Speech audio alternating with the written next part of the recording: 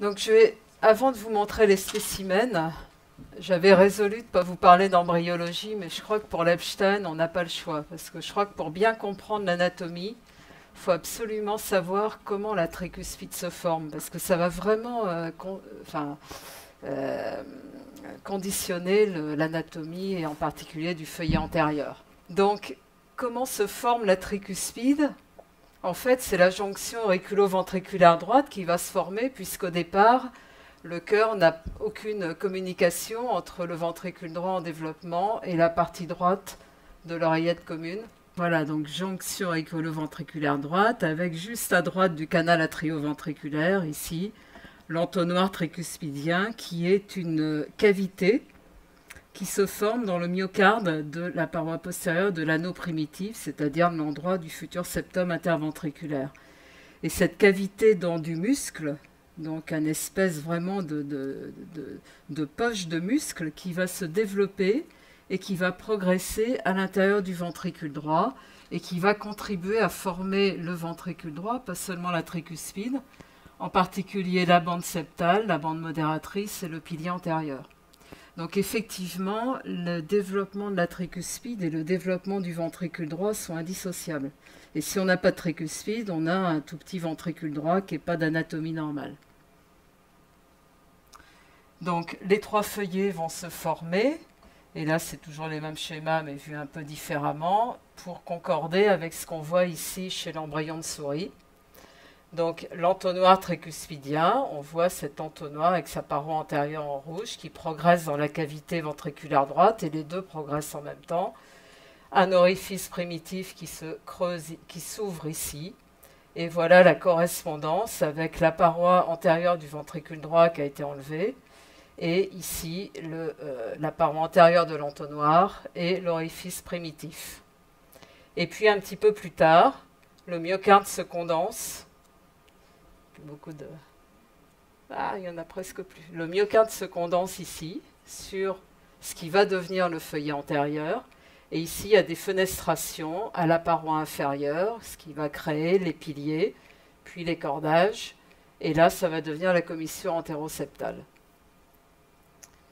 Donc si on résume ça, beaucoup d'entre vous ont déjà vu ce schéma. Donc on va schématiser.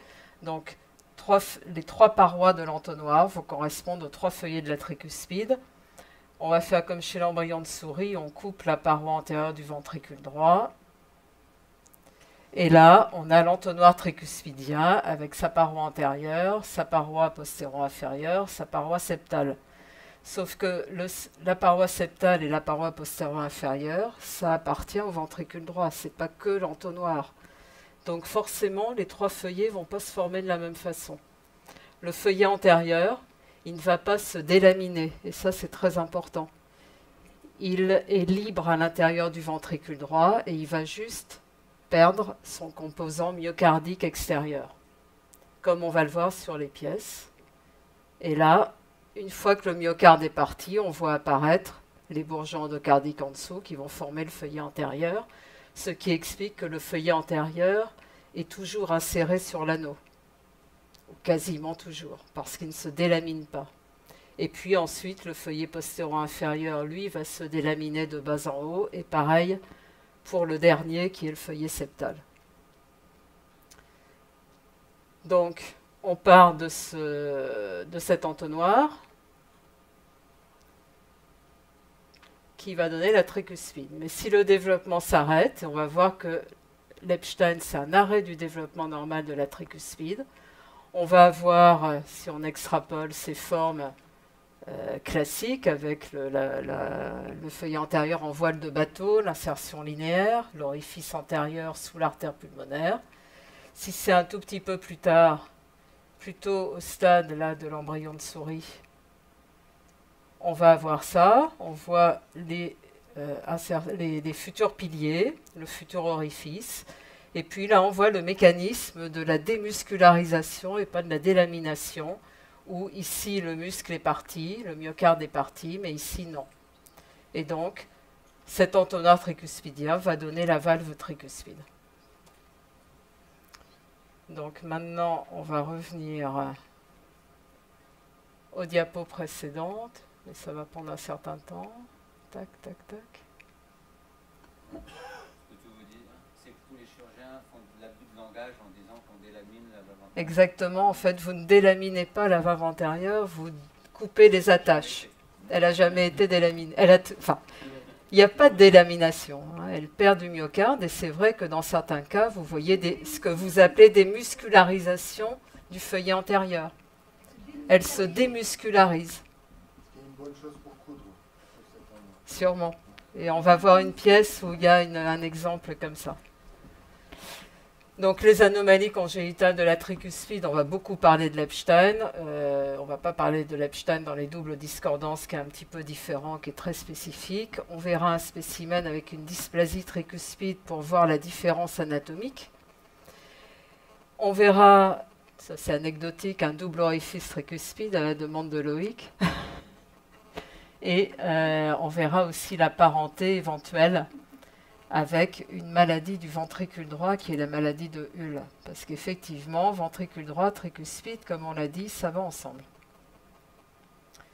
La classification de Carpentier, ben là encore, j'ai un problème avec la classification de Carpentier. Je vous montrerai pourquoi sur les pièces. Avec tout le respect que je dois à M. Carpentier, que je ne connais pas. Et on en parlera donc quand on verra les pièces. Par contre, il y a une autre classification qui est un peu moins connue, même si finalement j'ai vu dans les diapos d'Olivier qu'on se référait à ça, dans je ne sais plus quel papier. C'est la classification de Lung, qui n'est pas la classification de l'Epstein en tant que telle, mais uniquement des attaches du feuillet antérieur. Parce que ce qui est important, en fait, pour vous, puisque le feuillet antérieur, il est toujours inséré sur l'anneau, puisqu'il n'y a pas de délamination, ce qui va être important, c'est les attaches de l'extrémité distale de ce feuillet antérieur. Et on verra sur les pièces ce qui correspond à ces trois types d'attaches décrites par Lung sur de l'écho, en fait, et de l'angio, et qui correspondent très bien à l'anatomie. Insertion focale sur des piliers, insertion discontinue avec des attaches à la paroi, et puis insertion linéaire, c'est les formes qu'on a vues là en photo, sur la jonction inlet-apex. On va voir ce que ça veut dire sur les pièces. Si bien que on peut élaborer une classification anatomo-embryologique selon le stade auquel s'arrête le développement de la valve tricuspide. Et du coup, on va avoir des formes précoces, intermédiaires et tardives.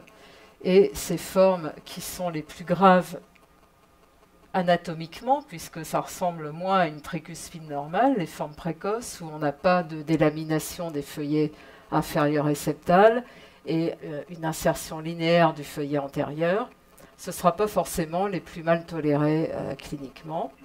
Les formes intermédiaires, il y a toutes sortes de degrés. Le feuillet septal n'est jamais délaminé, sinon ce n'est pas un Epstein. Le feuillet inférieur est délaminé à des degrés divers, et le feuillet antérieur a différents types d'insertion distale, en général avec des attaches multiples. Et puis les formes tardives, seul le feuillet septal est concerné, comme c'est le dernier feuillet à se former. C'est pour ça que la définition de l'Epstein repose sur l'accolement en écho, donc le défaut de délamination du feuillet septal. Le feuillet inférieur est délaminé, le feuillet antérieur, en général, une insertion focale.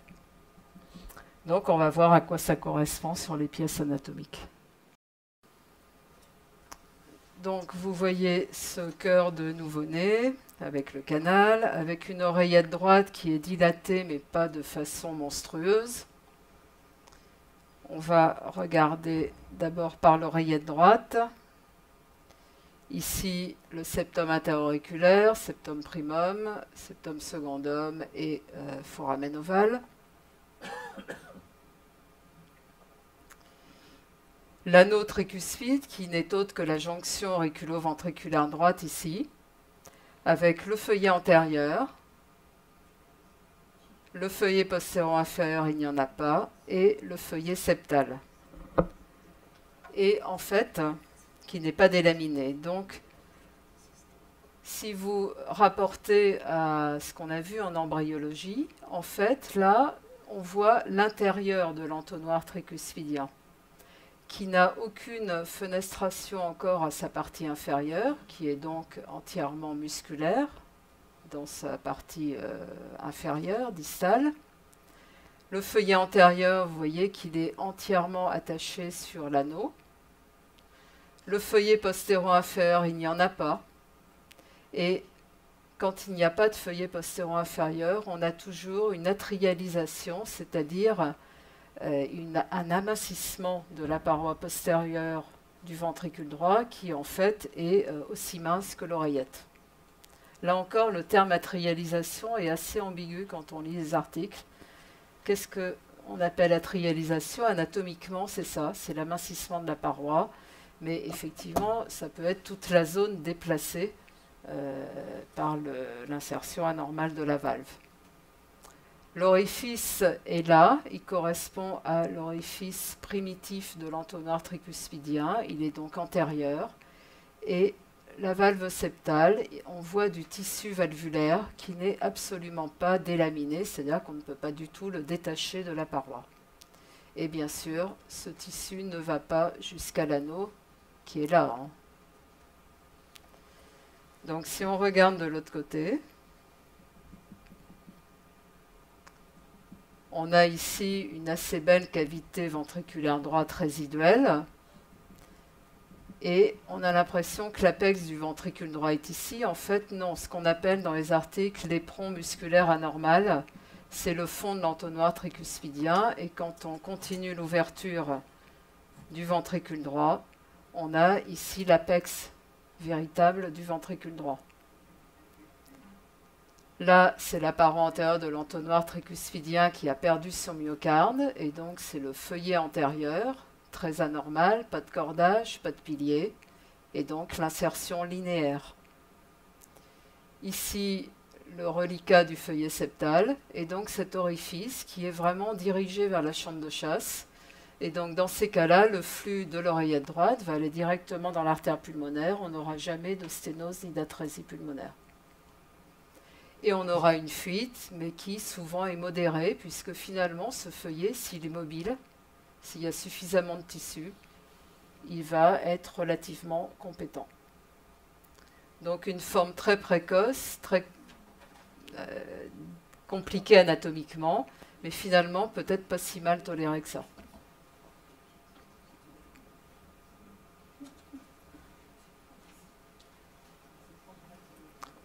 Là, vous voyez que l'oreillette droite est monstrueuse, ce qui indique une fuite tricuspide massive.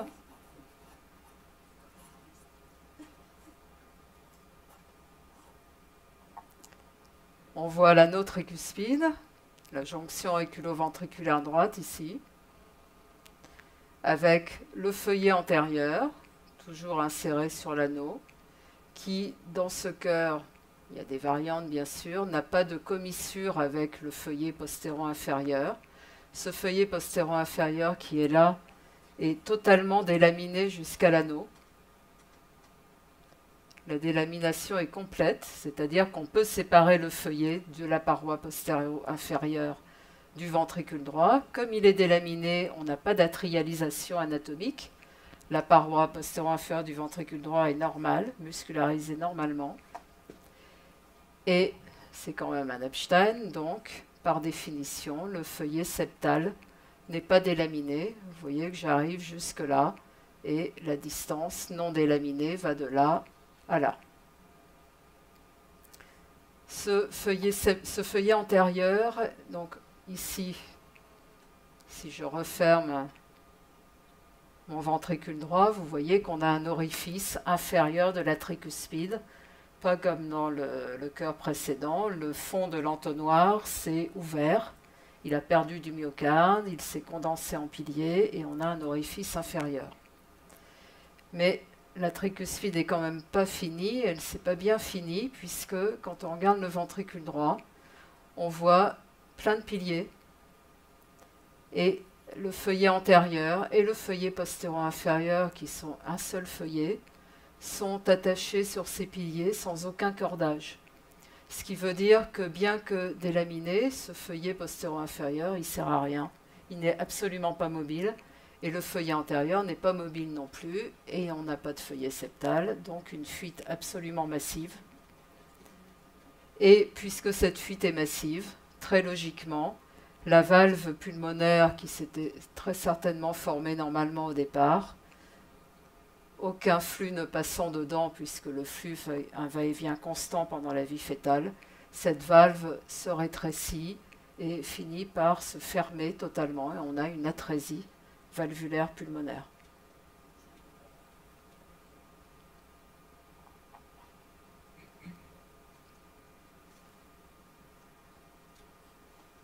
Là encore, une oreillette très dilatée, donc fuite tricuspide massive.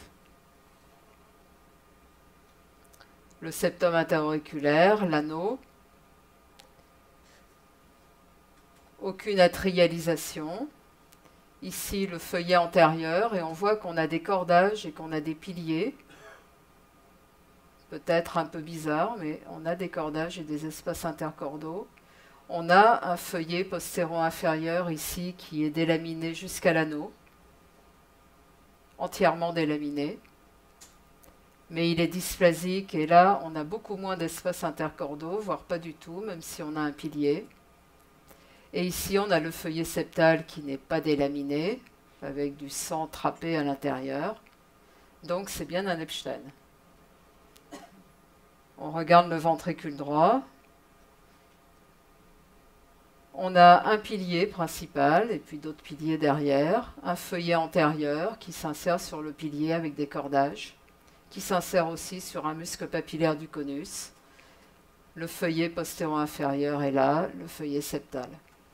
Donc là, c'est ce qu'on appelle l'insertion focale, avec une tricuspide qui se rapproche beaucoup plus d'une tricuspide normale et qui pour autant est a une fuite massive, fuit de façon massive, avec un feuillet antérieur qui n'est pas assez développé, pas assez mobile, un feuillet postéro-inférieur qui ne bouge pas, qui est complètement attaché au pilier, et un feuillet septal qui n'existe pas.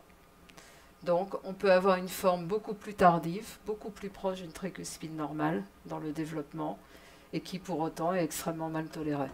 Et on dit depuis toujours dans les vieux livres qu'il n'y a pas de parallélisme anatomoclinique dans l'Epstein. Et ici, on a une valve pulmonaire qui est perméable encore, mais hypoplasique et sténosante.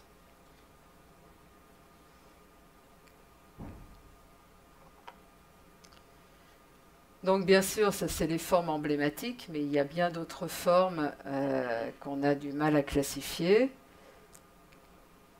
Ici, donc, oreillette droite dilatée, l'anneau que vous voyez ici, le feuillet antérieur qui est très redondant. Vous voyez que là encore, il va jusqu'à l'anneau, mais c'est constant. Il y a un excès de tissu. Il y a des fenestrations, il n'y a pas de véritable cordage, une ébauche de pilier. Et puis ici, pas de feuillet, ça c'est toujours le feuillet antérieur. Et on n'a pas de feuillet ici, postéro-inférieur. La paroi postéro-inférieure du ventricule droit est atrialisée. Et puis on a du tissu septal, mais qui n'est pas qui est un peu délaminé, ceci dit, mais qui ne va pas bien sûr jusqu'à l'anneau. Non, non, ça c'est le septal. Le septum est là, regardez. D'accord? C'est difficile de reconnaître. Mais là, c'est bien le feuillet septal et le feuillet inférieur, il n'y en a pas. Il n'y a aucun composant valvulaire ici. Alors ça, c'est un pilier. On va voir. Maintenant, on a ouvert le ventricule droit. Et là, on va avoir encore un peu plus de mal à reconnaître les choses. Il y a une espèce de pilier antérieur, qui est normalement paraseptal, qui n'existe absolument pas dans un ventricule droit normal. On a ce très grand feuillet antérieur. qui est peu mobile, d'où la fuite, contrairement à la forme précoce qu'on a vue au départ. Pas de feuillet postéro-inférieur, le feuillet septal qui est pareil, beaucoup de tissu, mais qui est très peu mobile. Et là, on a une atrésie valvulaire pulmonaire.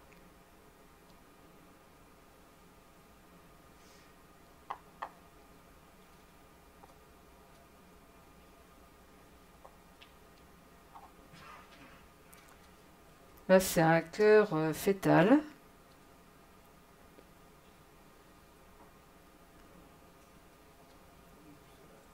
On reconnaît l'anneau tricuspide, un feuillet antérieur, ici, le septum interventriculaire avec très peu voire pas du tout de tissu valvulaire, et une paroi postérieure, postéro-inférieure, qui est atrialisée, avec, et là on voit bien, un feuillet postéro-inférieur dont le tissu valvulaire existe, contrairement aux formes précédentes, mais qui n'est pas délaminé, ou du moins complètement.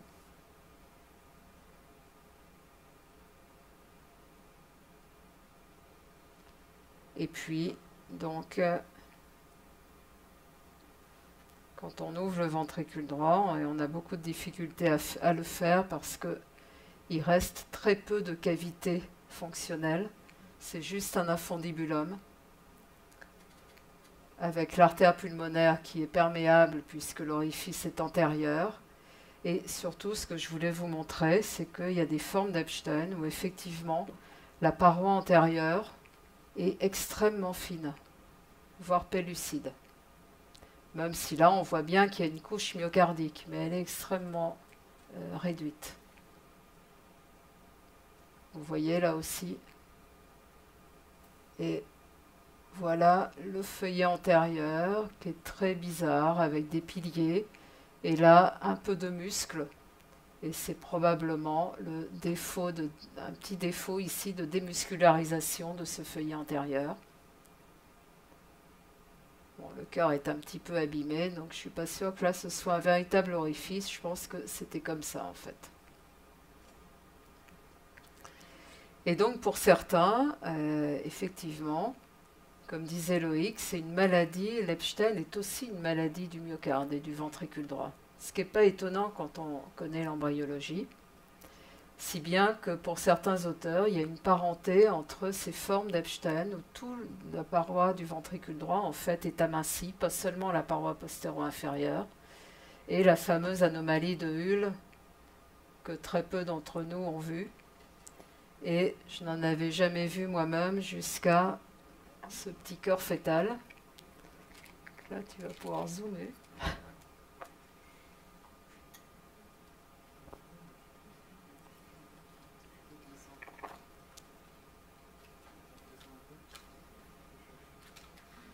On cherche le cœur.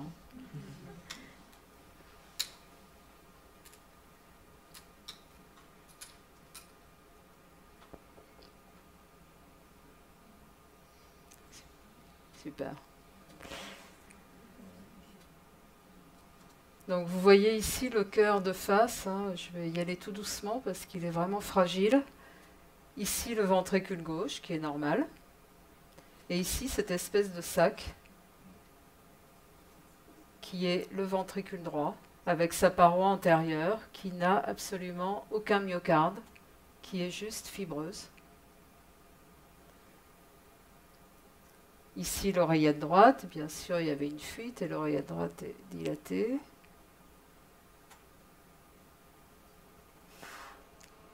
Et là,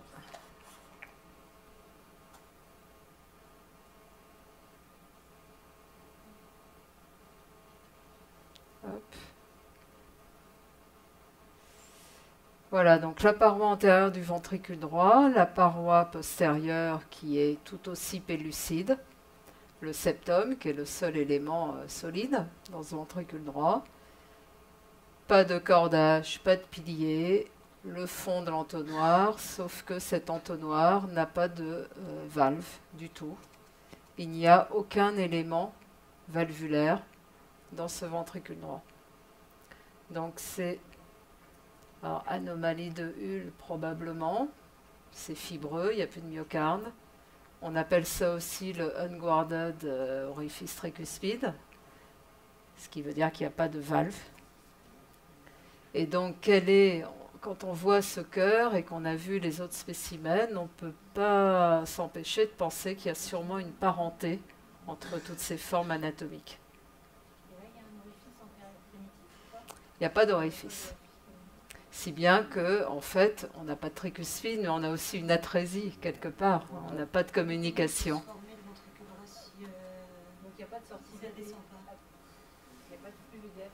L'embryologie n'explique pas tout. Il n'y a pas de passage dans la paix. Parce que ce qu'on appelle communément atrésie tricuspide, en fait, c'est que la tricuspide, la jonction auriculo-ventriculaire ne s'est jamais formée. On devrait plutôt appeler ça une agénésie tricuspide. Il y a une jonction, il y a un anneau, mais il n'y a rien. Il n'y a pas de valve, rien du tout.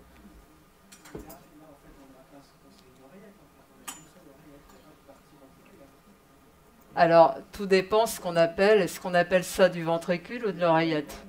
On a pourtant une jonction qu'on voit ici, hein, très clairement, entre la vraie oreillette et ça. Il y a un sinus coronaire? Bonne question. Mais alors là, il faut la loupe. Même les lunettes suffiront pas, je crois. On regardera après, si tu veux. Il y a des jeunes dans la salle. Ouais.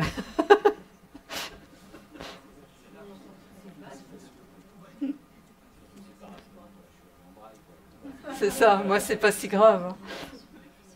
Et moi j'ai mes lunettes grossissantes qui s'appellent une caméra. On regardera. Alors ça aussi, est-ce qu'on va appeler ça une atrésie tricuspide? On a une oreillette. Oui, ça va être pire tout à l'heure.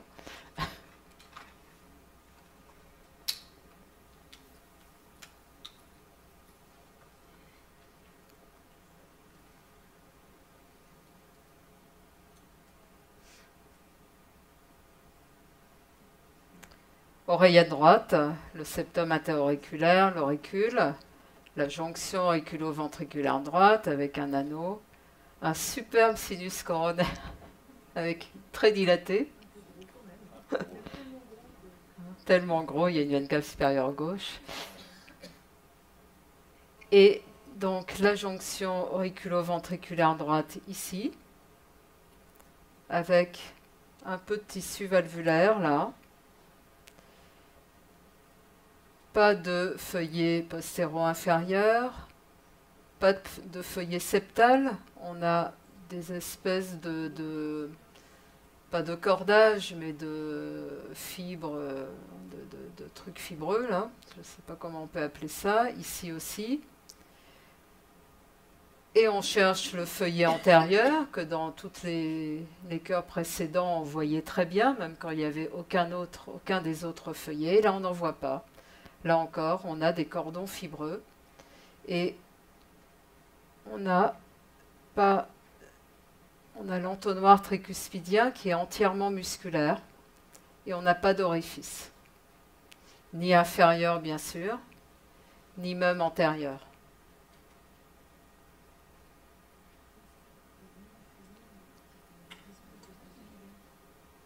Donc c'est un peu comme ce que j'ai appelé le Hull sans trop savoir si c'est vraiment ça, sauf que là l'entonnoir est muscularisé complètement et qu'il y a eu un passage puisque là on a une très belle valve pulmonaire.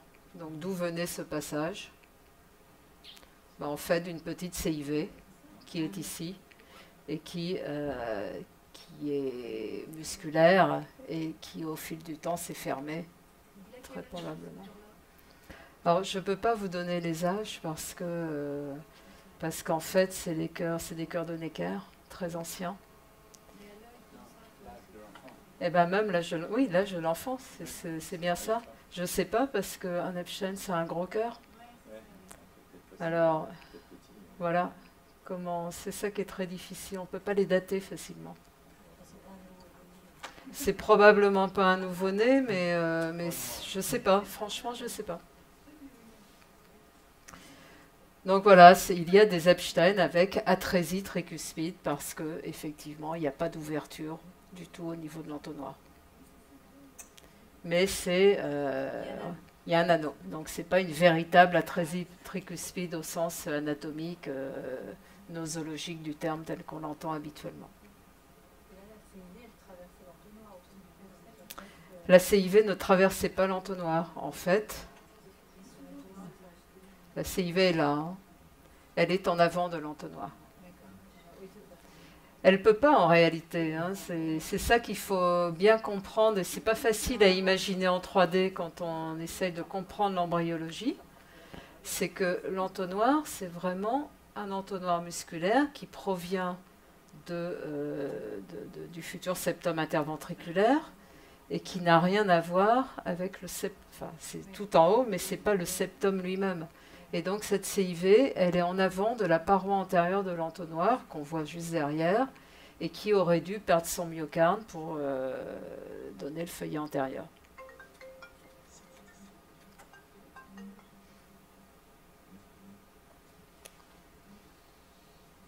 On a encore un peu de temps, juste pour vous montrer une autre forme anatomique.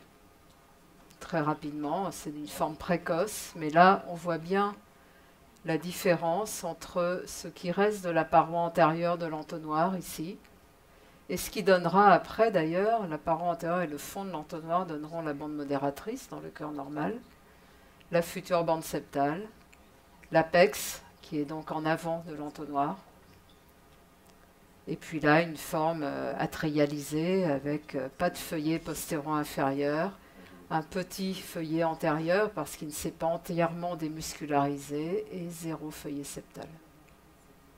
Donc ça, je pense que c'est ce qui correspondrait au type D de Carpentier, peut-être. Et la classification de Carpentier, moi, me satisfait pas parce qu'elle ne correspond pas, en fait, à ce qu'on voit en anatomie. Et puis surtout, elle induit des corrélations physiologiques qui ne sont pas toujours exactes.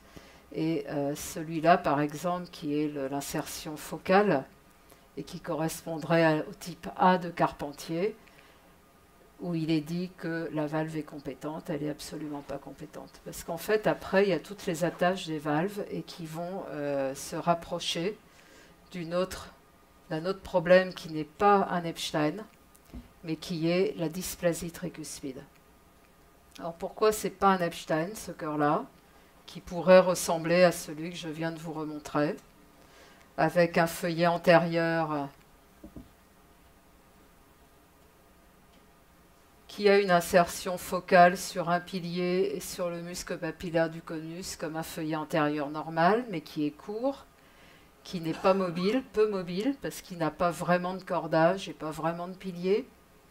Un feuillet postéro-inférieur qui est là, qui est délaminé entièrement, qui va jusqu'à l'anneau, mais qui n'a pas de pilier, qui a des cordages directement sur la paroi, qui est dysplasique et peu mobile. Jusque-là, c'est quasiment le même cœur. La seule différence, c'est que le feuillet septal, lui, est délaminé jusqu'à l'anneau. Mais il ne bouge pas plus pour autant, parce qu'il est attaché par ces petits cordages sur la surface septale.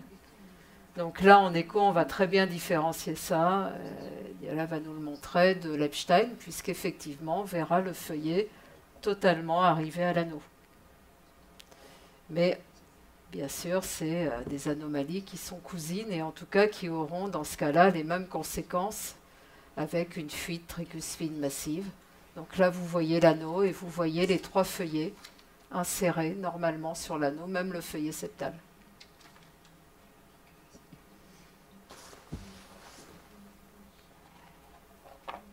Puis juste pour l'anecdote, un dernier cœur, là on va sauter d'un extrême à l'autre. C'est un cœur d'adulte explanté. Là c'est de face, ventricule gauche, cavité droite. C'est un monsieur qui avait une tétralogie de Fallot multi-opérée avec une dysfonction biventriculaire très sévère. Il avait eu un anneau de Carpentier, je pense, sur la tricuspide. Et vous voyez ici l'orifice tricuspide et un autre, séparé par une bande de tissu valvulaire. C'est un double orifice tricuspide. Ça existe. C'est encore plus difficile à diagnostiquer en écho que les doubles orifices mitraux. Et on va essayer de voir du côté ventriculaire. C'est pas la même chose, hein. Donc vous reconnaissez quand même un ventricule droit, dilaté, fibroélastosique. Il y a eu de la chirurgie, on voit des points. Il y a un patch qui a été retiré surtout. Et donc on voit l'artère pulmonaire là-haut. Et on voit cette tricuspide avec là ce qui apparaît comme la bande septale, la bande modératrice, le pilier antérieur. Et ici l'orifice d'une tricuspide normale. Et puis il y a un deuxième orifice derrière qui est là.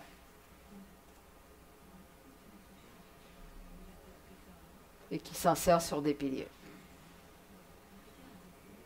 Mais bon, là encore, rien à voir avec une anomalie d'Epstein.